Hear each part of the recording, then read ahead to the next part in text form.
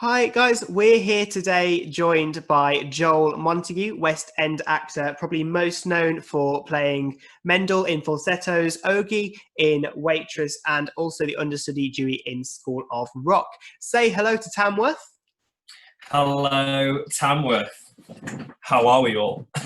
Welcome to the Sound of Musicals, Joel. Thank you. So first question is, you've played quite a few characters in your time on the stage, as I've just mentioned there, just a few of the ones you've done. Do you have a particular favourite at all? I think playing-wise probably would be Dewey. Okay. He was probably the biggest challenge, but yeah, he's crazy. He He's is crazy. crazy, So, yeah. it was like a playground for me, Okay. to sort of be that mental and crazy and kind of come up with your own sort of comedy, and I enjoyed it. I really enjoyed it. For that character, did you take inspiration from the film, or did you try and create your own version of the character? Yeah, do you know what? It's difficult, really, because I think they always kind of want you to be like, "Oh, bring your own version of Dewey," and I agree to some. I agree to some extent. Yeah. But the reason the show's there is because of Jack Black. Like that's why the film was so big. Yeah. I think realistically, what the show has is the gimmick of the kids playing live. I think that is more of a draw with the musical. Yeah. But whereas the film was, yeah, right, the kids were playing, but you wouldn't really know if the kids were playing live or not on the film. Yeah. Do you know what I mean? Yeah. So I think really Jack Black was the attraction of the film. So to kind of not do an homage to him is pretty difficult because he created the role. It's very difficult to do that. So obviously your favorite was School of Rock, but not most recently, but before Waitress, you went in to play Mendel in Falsettos, and Yeah. you weren't the original casting for this. So what Oh, was how that rude. like? How did that kind of develop? What happened there? It's so funny, Callum, because I've mentioned this. I've talked about this story so many times. But so effectively, I was on a plane. Right. I auditioned for the show originally. I actually auditioned for Marvin originally. Okay. I auditioned for Marvin, and the director, Tara, who is also a friend of mine, kind of just said, "Look, I don't really see you as that role. Right. Can you come back and do Mendel?" And I was like, "Well, I can't because actually I'm in Paris." So I flew over to do the audition from Paris. I was doing Guys and Dolls in Paris at the time, No. Stephen Mears production. And it was kind of like going into our last week. And, as much as you're earning money, you can only afford a certain amount. And I think I'd flown at like 6:30 in the morning for that audition. I got there, I did the audition at like 10, 10:30, then got back on a plane, and I literally walked into warm up at 6:30 in Paris. So that was a crazy day anyway. And then they said, can you learn the Mendel stuff? And I was like, well, I can try and do a self-tape. But unfortunately, it was a little unorganized that I actually got the material 5 days late. Oh, dear. And then I had to record one of the songs. They would say, can you do all the material? And I was like, I haven't got time to learn all these songs. So I did one song, and I self-taped one song and sent it over. And I think effectively Tara, who was the director, sort of fought for me because I was sort of very much thrown in the deep end with it, because obviously I'd learned all the Marvin stuff. Yeah. After that, I then obviously found out it was Matt Cardle, and I was like, well, I didn't get word and said it was between you and someone else. And when I found out that someone else was Matt, I was like, well, I'm not going to compete with that many Instagram followers or Twitter followers, because that's just not what I do. I've not won X Factor, so I can't really compete with that. So when they said it was him, I understood. I was like, well, he's going to sell tickets, and I understood that. Unfortunately, because you have to, realistically. Yeah. And then basically, cut to, I was on the plane in August, ready to go away on holiday to America with my mum's school, because they go and dance over there every couple of years. So I was like, free holiday, I'm down, let's go. Disney with a t-shirt. So I was like, yeah, let's go. On the plane, it was with Thomas Cook, ironically. We took off, and then it came over the intercom 2 hours into the flight that we're going to have to turn around because there was a technical fault with the plane. Okay. Turned around. We went back into Manchester, and as we landed back into Manchester, my phone blew up. My agent rang me. Tara, the director, was ringing me. Right. Obviously, I couldn't answer because I was on a plane. Yeah. And the conversation basically went, Matt's had to leave the show. They want you to come in and play Mendel. And I was like, okay, when? And they were like, well, today. And I was like, well, I'm in Manchester. I can't, I'm on a plane. Yeah. And the manager was like, I thought you left tomorrow. I was like, no, I'm physically on the plane. Like, I'm literally on the plane. Like, where do you want me to go? What do you want me to do? And then he was like, can you get off the plane? And I was like, how do I know if I can get off? Like, you know, you just thinking there going, this is ridiculous. Like, this is ridiculous. Long story short, I mean, this story's now gone on for a lot longer than we expected. But essentially, the flight got cancelled because of the fault with the plane, and they transferred the flight to the next day. And I basically turned to my mum in the group and said, well, effectively, this is a sign. Because otherwise I'd be in the air in America, in Florida. And I wasn't. So therefore I thought, well, do you know what?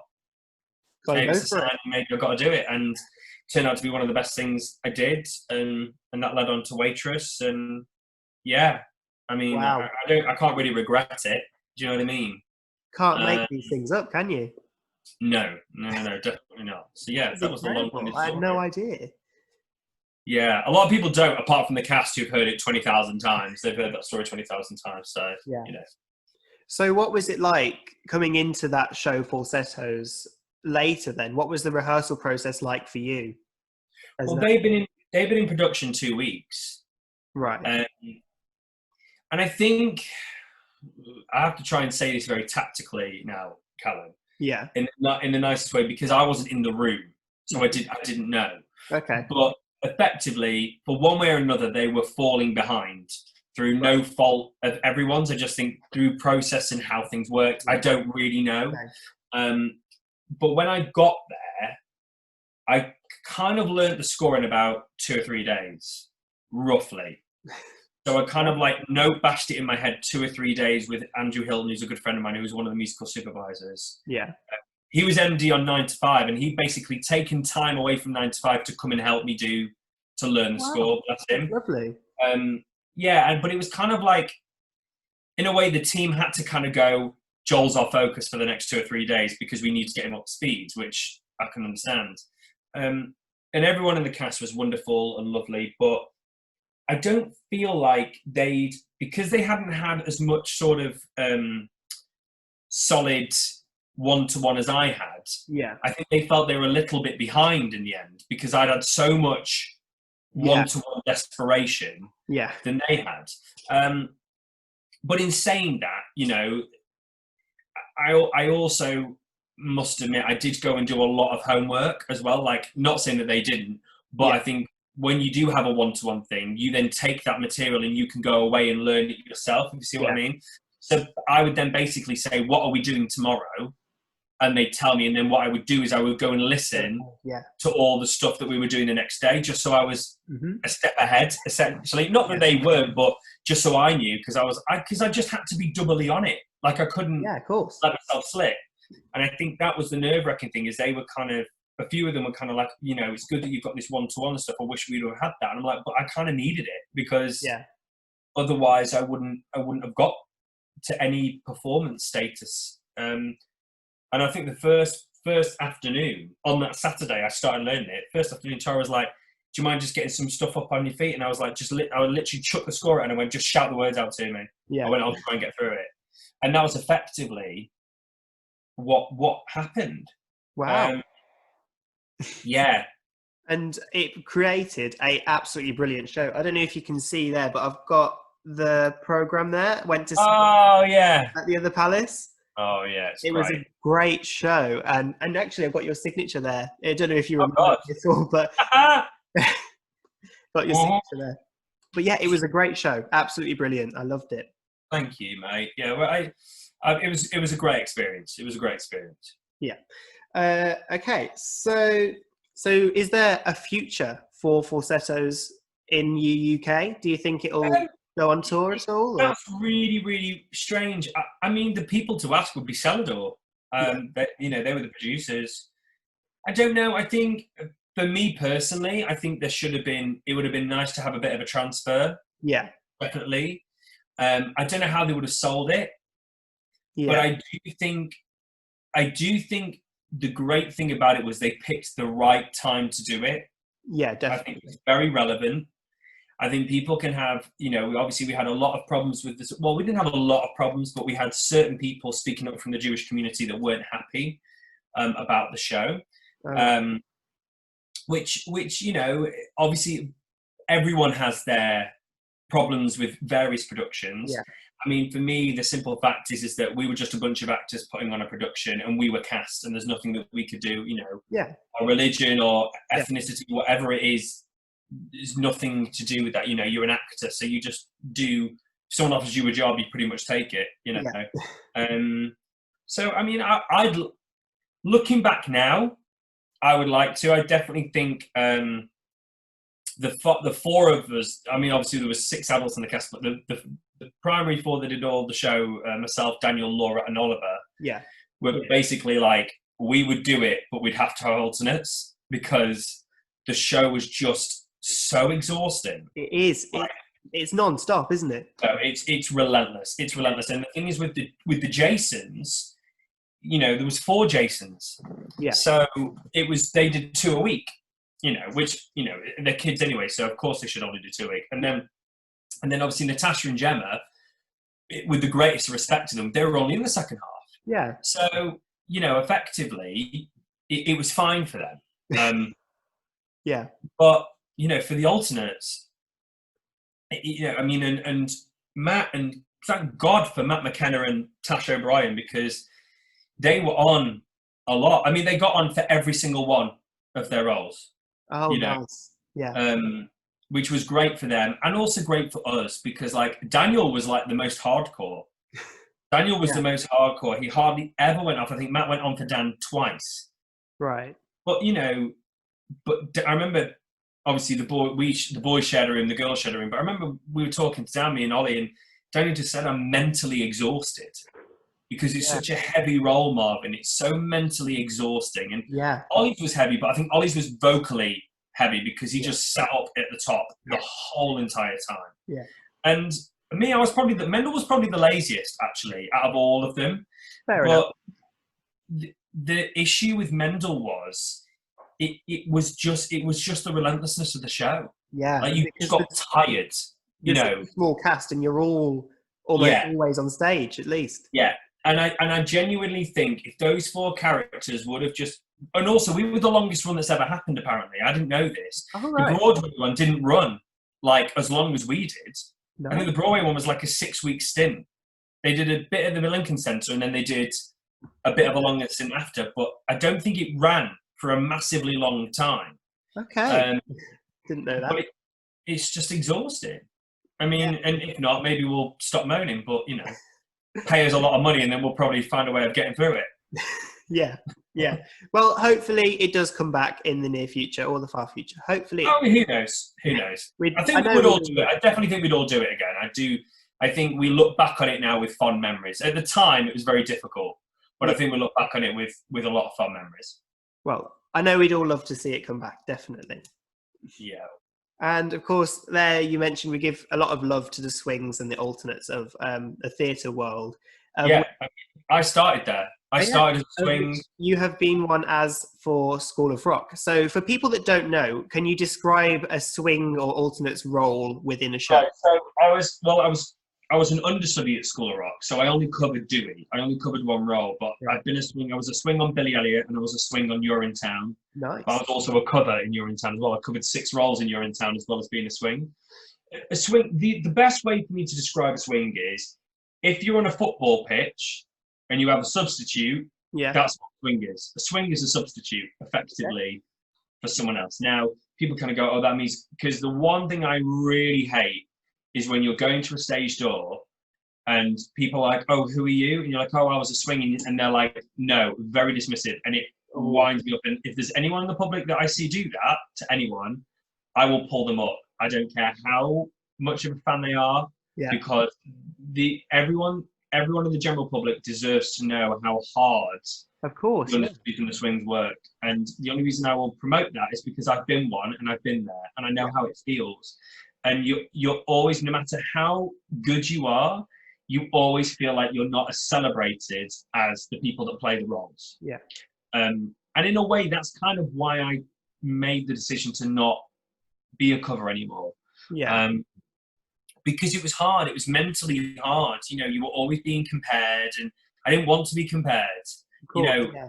people are always going to compare performers. You Yeah. know, like Ogie. There's been 4 Ogies. Yeah. You know, and I've got crazy Joe Sugg fans who will probably hate me, and I know that, and I'm aware of it, and it doesn't bother me. But I'm there to do a job, and my job is to play Ogie. My job isn't to be more popular than Joe. Do you know what I mean? And Joe wasn't trying to do that either. Do you know what I mean? Joe was trying to just do his own version of that role. So yeah, that's why I'm a big advocate for, well, anyone in theatre, stage management, you name it, anyone. We all do a job. You know, all part of it. Everyone deserves appreciation, don't they? Absolutely. And of course, the swings are some of the most hardest working people as well, because they not only cover just the one role, sometimes they're covering 6 roles. I did 12 tracks in Billy Elliot. 12? Yeah, it was 12 tracks, 12 blokes tracks. Well, that is incredible. So now, though, we're all in lockdown, of course. We're both at home. We're both staying safe. And, of course, this has meant that theatres have been shut down for such a long time. And now we're kind of starting to kind of worry about the future of theatre. What do you think is going to happen in the future? Well, I definitely think Andrew Lloyd Webber is doing a wonderful thing by trying to push the fact that he's pushing testing of what he's doing in his theatres. I know, obviously, Cameron McIntosh has just announced that a lot of his productions aren't going to open until 2021. But I do think if the successful thing works with Really Useful with Andrew, then I think Cameron will have every way to just go, actually, we're going to try the same thing and try and get theatres back open. I just think it's...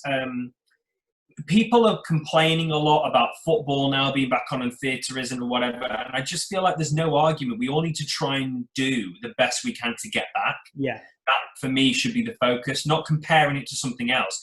Football, you can play a live match of football with 22 people and not have a load of people around you. But with theatre, the whole experience is that it's live. Like it's the atmosphere, isn't it? Yeah, that is...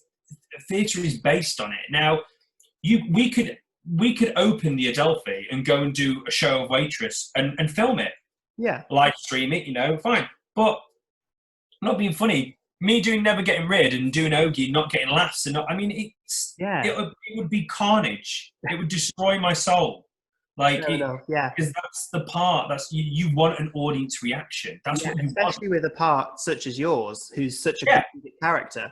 Yeah, exactly. And they could do like the football are doing, is where they basically play. Because I watched a fefew matches recently, and they're just basically playing a soundtrack of crowds. Yeah, and they're just like, when they score, the crowd goes. It's literally like someone on a sound booth just going. Right.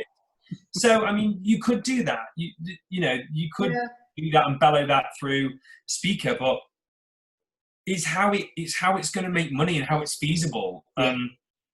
I don't know whether many theatre fans would click online and watch a show that they can't already get bootlegged. There's loads of shows. What bootlegs? We don't know. Loads of them, and they all know they're around. So it's like, just go watch them. Come on, you'll notice that. Well, it's very worrying time. But as you said, Andrew Lloyd Webber is testing things, so hopefully theatres will get back up and running as soon as. Yeah, I hope so. I hope so, mate. I know we all really want to be back in the theatre. Yeah, some of us need work, need money. So we're coming down to the final question now of the interview. And I love this question. I ask it to everyone that comes on to the show. So what is your favourite musical and your favourite song from that? But the catch is you can't have worked on the show. Oh, okay. Yeah. Worked on the show professionally? We'll say professionally. Oh, well then West Side Story. What is my favourite song from West Side Story? Probably The Dance at the Gym. Okay. I just love the whole section. And the whole section's amazing. So yeah. But then I did do a production of that. Any what, sorry? Any particular reason for West Side Story? I just think it's the greatest musical of all time. Fair enough. And Straight away. I'll argue anyone to the cows come home, because most people say Les Mis or most recently Hamilton. Yeah. And for me, I just kind of go, I understand why they say it, but I just think it's a fashion thing. Whereas I genuinely think West Side Story, it's based on a good story. It's based on a great story, a very famous story.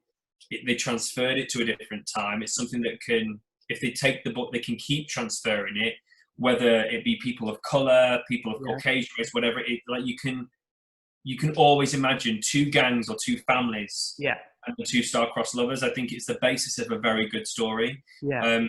Well, it's one of the oldest stories of isn't it? And then you've got a music team of Leonard Bernstein and Stephen Sondheim, and I'm like, I mean, who else can even? I mean, there's no other composers that compete with them, in my opinion.